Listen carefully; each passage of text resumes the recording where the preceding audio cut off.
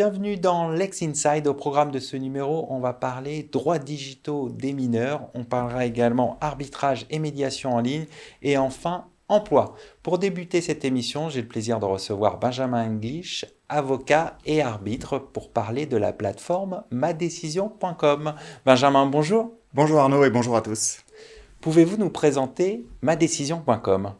Alors madecision.com est une plateforme d'arbitrage et de médiation en ligne qui a été fondée par le réseau Eurojurist France, qui est un réseau de professionnels du droit, et qui a vocation à présenter une solution totalement digitalisée de recours à ces deux modes, au demeurant distincts l'un de l'autre, l'un amiable et l'autre non amiable, de résolution des litiges, par l'intermédiaire de professionnels sélectionnés du réseau Eurojurist, qui a plus de 30 ans et une expérience certaine, et en digitalisant totalement la relation et en l'amenant de manière beaucoup plus accessible, y compris aux petits litiges. Quel est l'avantage d'une telle solution?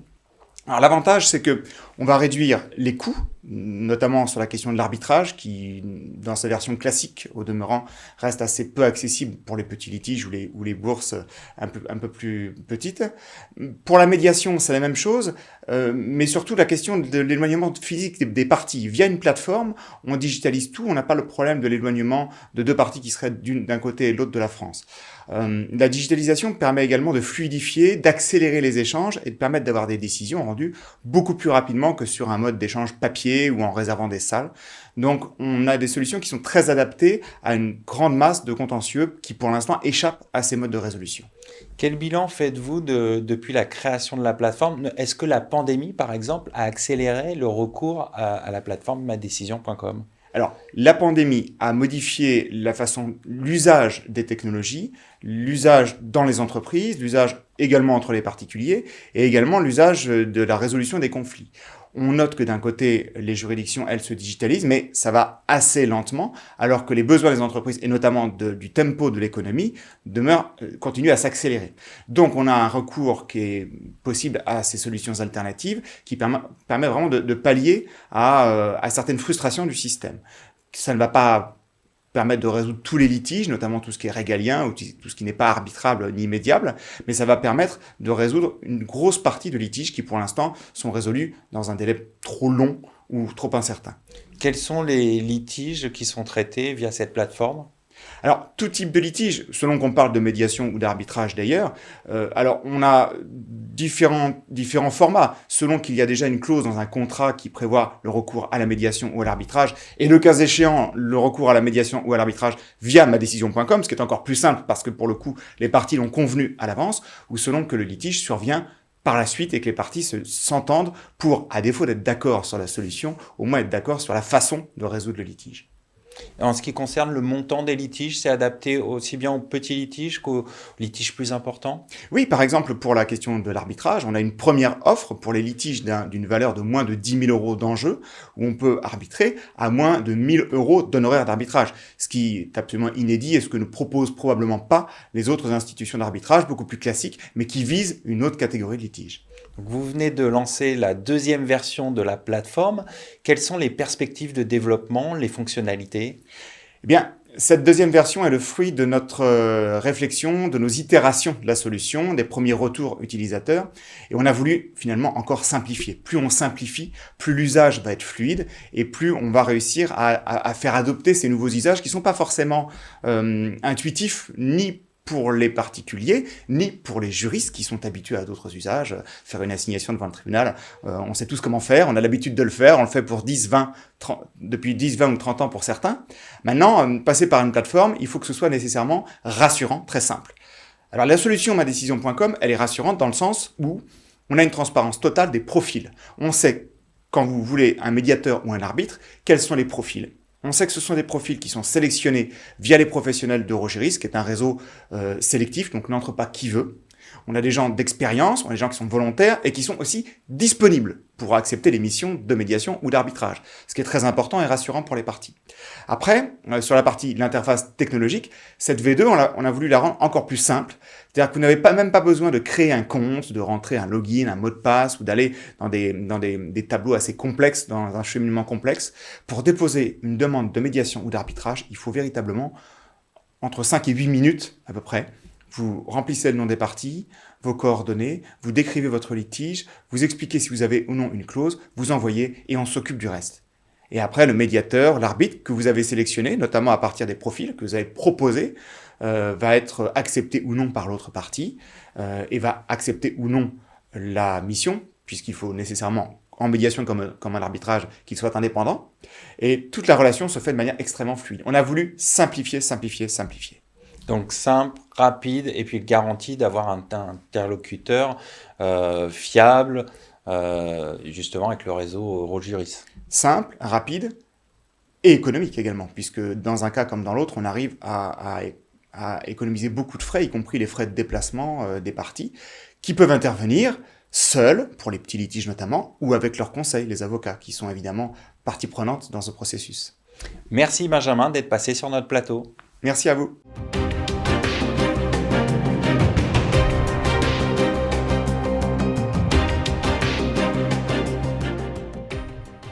Vous êtes toujours dans Lex Insight, je suis en compagnie de Marie Potel-Savy, CEO de Hammurabi, avec qui on va parler d'outiller les mineurs sur leurs droits digitaux. Marie, bonjour. Bonjour Arnaud. Alors vous avez travaillé sur un projet pour la CNIL pour outiller les mineurs sur leurs droits digitaux. Pouvez-vous nous en parler ?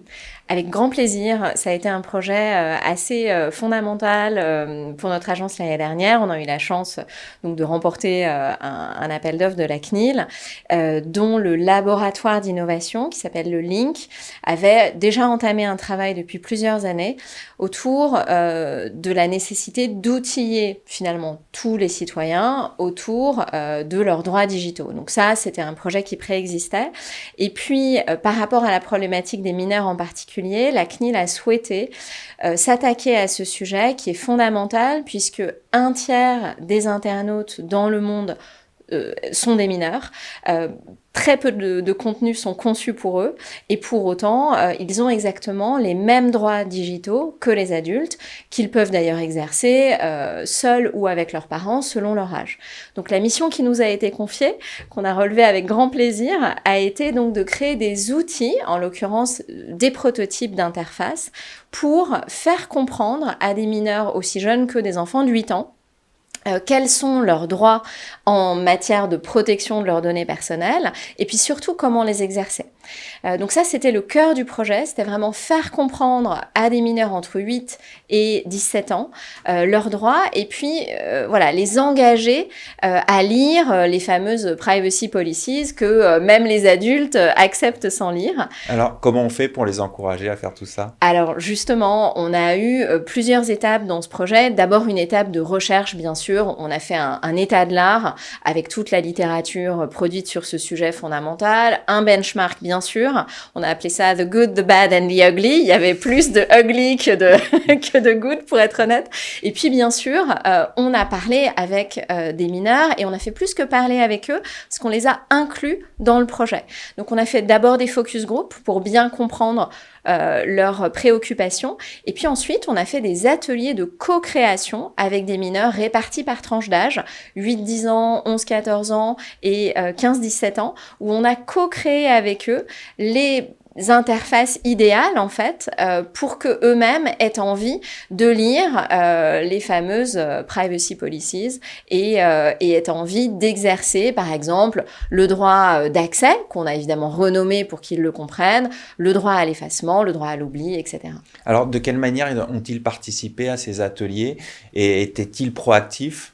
Alors tout l'enjeu, c'était qu'il soit proactif. Donc pour ça, on s'est entouré bien sûr de spécialistes de la co-création avec des mineurs, notamment Véronique Rizzi qui a été absolument fondamentale dans ce projet et que je remercie au passage. Donc ça a été une question de méthodologie, bien sûr, de conception des ateliers pour que à la fois ils se saisissent du sujet. Donc là, on a utilisé des méthodes de storytelling pour les engager autour de cette problématique. Et puis ensuite, ils avaient une boîte à outils. Alors très simple, il s'agissait d'éléments du X, mais en papier, qui pouvaient positionner sur une grande feuille blanche avec des designers en facilitateur, des juristes bien sûr, des membres de la CNIL qui étaient là aussi en observateur. Et à la fin de l'atelier, chaque groupe pouvait présenter son interface idéale aux autres groupes et puis évidemment avoir les réactions de chacun. Donc à la suite de ça, on a obtenu 13 prototypes différents. qu'on a ensuite mis sous forme d'écran, voilà, de façon plus présentable. Et ces 13 prototypes, on les a testés, toujours avec des mineurs. On est allé dans une classe de CM1, par exemple. On a fait des interviews avec des mineurs où on leur a présenté le prototype, ils pouvaient interagir, et on avait une grille de questions. Et sur cette base-là, on a identifié les 3 meilleurs prototypes, ceux qui généraient le plus de compréhension, mais aussi le plus de satisfaction des utilisateurs dans la démarche de design, d'innovation juridique par le design, c'est fondamental. Quels sont ces 3 prototypes? Alors, il y en a un autour de la géolocalisation, qui est une problématique très importante, puisque, encore une fois, même les adultes ont un petit peu de mal à comprendre s'ils sont vraiment traqués ou pas. Il y a un tableau de bord avec 2 versions, d'ailleurs, une version pour les 8-10 ans et puis une version plus toute tranche d'âge confondue, où justement chaque mineur va pouvoir décider et contrôler l'usage qui est fait de ces données personnelles. Donc là, on est vraiment dans l'exercice, dans l'empowerment. Et puis, on a fait également un tout petit formulaire d'inscription, vraiment là pour les 8-10 ans, donc pour les plus jeunes, pour qu'ils comprennent bien quelles sont les informations qu'ils donnent lorsqu'ils veulent jouer à un jeu vidéo, par exemple, et qu'ils créent un compte, et qui se rendent vraiment compte de qu'est-ce que ça veut dire de donner une adresse email, de donner leur adresse, quelles sont les bonnes pratiques, notamment de donner un pseudonyme. Voilà, donc on a ces 3 prototypes qui sont sur le site Données et Design, qui est le site du laboratoire d'innovation de la CNIL. Et la très bonne nouvelle, c'est que tout ça est sous licence Creative Commons. Donc à chacun de s'en emparer, d'améliorer ce qu'on a pu produire, et puis d'autonomiser tous les mineurs qui doivent, il me semble, s'intéresser à la question de leurs droits digitaux pour devenir des citoyens responsables. En conclusion, quel bilan faites-vous de ce projet? Alors, extrêmement positif en ce qui nous concerne au sein de l'agence. On a trouvé ça absolument passionnant. On a vraiment pu confirmer un certain nombre d'hypothèses qu'on avait faites au début du projet. On a aussi eu des surprises. Typiquement, la dose d'informations absorbables par des mineurs, même entre 15 et 17, est vraiment ultra minime. Et aujourd'hui, ça nous sert à la fois à outiller les designers. Donc ça, c'est une conclusion qui est très positive. On a fait des kits méthodologiques pour les designers, toujours sous licence Creative Commons, pour que, encore une fois, chacun puisse s'en saisir, améliorer cette méthodologie. Donc ça, c'est vraiment à disposition de tous. On essaye de faire le plus d'évangélisation possible, aussi auprès des enseignants, des parents, pourquoi pas. Et puis, de notre côté, on travaille aujourd'hui sur beaucoup dans l'industrie du jeu vidéo, sur des privacy policies destinées aux mineurs, avec toute une expérience utilisateur satisfaisante. Merci Marie pour cet éclairage et ce retour sur ce projet, et merci d'être passée sur ce plateau.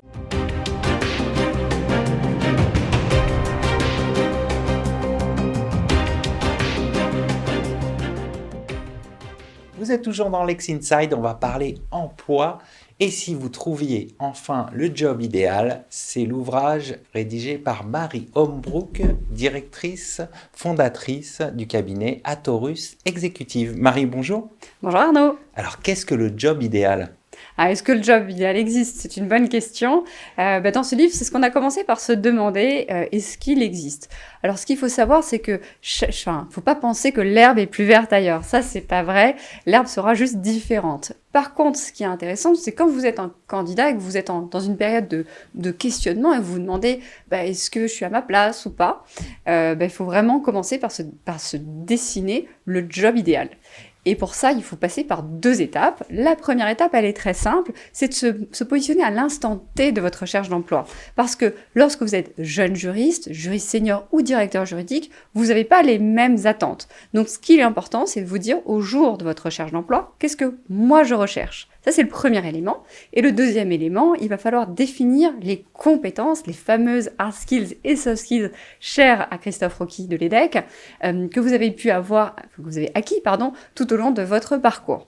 Une fois que vous avez regardé avec bienveillance votre parcours et que vous avez défini votre scope de compétences, eh bien, vous allez pouvoir définir votre job idéal et commencer sereinement votre recherche d'emploi. Alors, si on prend le marché du droit, quelles sont les tendances, les profils recherchés? Alors là, je vais vous faire une remarque par rapport à l'actualité, c'est-à-dire on est dans une période Covid, post-Covid en tout cas. Ce qu'on a pu voir, c'est que les juristes et les directeurs juridiques ont été en première ligne pendant cette crise. Et ce qu'on a recherché, en tous les cas dans un premier temps, c'était vraiment la capacité de renégocier les contrats et notamment sur les clauses de cas de force majeure. Ça a vraiment été ça, la gestion de l'urgence. Donc ça, c'était un premier temps pendant les confinements. Aujourd'hui, donc quand je vous parle en septembre 2021, ce que les clients attendent de nos candidats, ça va être 2 types de compétences. On a toujours le droit social qui est très actif. Il a été pendant ces 2 dernières années, et à mon avis, il va continuer à l'être sur les prochains mois. Le deuxième secteur qui est très développé actuellement, ça va être le M&A. On a beaucoup de demandes sur les compétences en corporate et en M&A parce qu'il y a beaucoup d'acquisitions actuellement. Et la troisième tendance qu'on voit, ça va être sur les juristes droit des contrats internationaux avec un bon niveau d'anglais. Alors, si on regarde votre ouvrage, il y a plein de conseils pratiques. Vous pouvez nous donner quelques exemples? Alors déjà, premier exemple que je vais vous donner, quand vous êtes en recherche d'emploi, il faut structurer sa recherche d'emploi. La chance qu'on a, c'est que nous, les juristes et les directeurs juridiques, vous aimez les environnements qui sont structurés, où on sait où ça va aller. Eh bien, dans une recherche d'emploi, c'est pareil. Donc c'est ce que j'ai fait dans le livre, et si vous recherchez si vous trouviez enfin le job idéal, on vous accompagne étape par étape, de manière très structurée pour facilement retrouver un emploi. Merci Marie pour la présentation de votre ouvrage. Je le représente. Et si vous trouviez enfin le job idéal, c'est le moment de conclure l'émission. Merci à toutes et à tous pour votre fidélité et à très bientôt pour Lex Inside.